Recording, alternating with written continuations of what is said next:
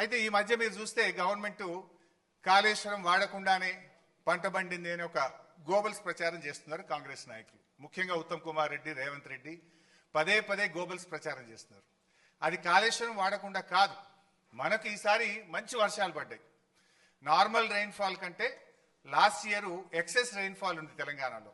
అందువల్ల వర్షాలు బాగా పడడం వల్ల ఏమైంది, ఎస్ఆర్ఎస్పి నుంచి మిడ్ మానేర్కు నీళ్లు తెచ్చుకున్నాం.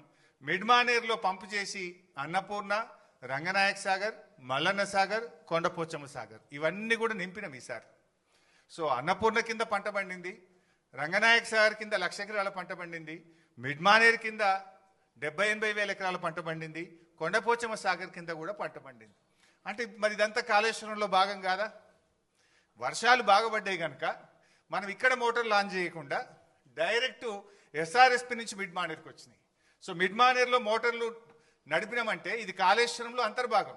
ఇక్కడ కాళేశ్వరం ప్రాజెక్టులో కట్టిన మోటార్లతోనే అన్నపూర్ణకు నీళ్ళు వచ్చినాయి, అన్నపూర్ణలో పెట్టిన మోటార్లతో రంగనాయక సాగర్ నీళ్ళు వచ్చినాయి, రంగనాయక సాగర్లో మోటార్లు నడిపితే మల్లన్న సాగర్ నీళ్ళు వచ్చినాయి, మల్లన్న సాగర్లో మోటార్ నడిపితే కొండపోచమ్మ సాగర్కు నీళ్ళు వచ్చినాయి. ఈ వ్యవస్థ అంతా కూడా పనిచేయడం వల్లనే పంట పండింది, మొదటి పంటకు రెండవ పంటకు.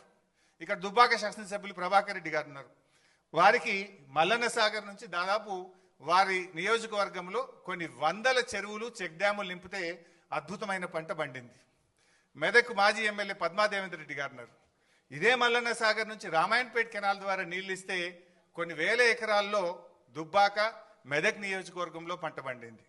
కొండపోచమ్మ సాగర్ నుంచి ఇటు యాదగిరిగుట్ట, ఆలేరు నియోజకవర్గానికి, గజ్వేల్ నియోజకవర్గానికి ఇవాళ నీళ్లు పోయినాయి. అంటే గోదావరి నీళ్లు కొండపోచమ్మ నుంచి యాసంగిలో నీళ్లు వదిలిండ్రు. సుంతాల మహేందర్ రెడ్డి గారు ఉన్నారు, అక్కడ కొత్త గెలిచిన ఎమ్మెల్యే పోయి ఆ నీళ్ళ కొబ్బరికాయలు కొట్టుండే. ఎక్కడి ఆ నీళ్లు? కొండపోచమ్మ సాగర్కు నీళ్ళు ఎక్కడి నుంచి వచ్చినాయి? Kondapochamma Sagar is part of Kaleshwaram.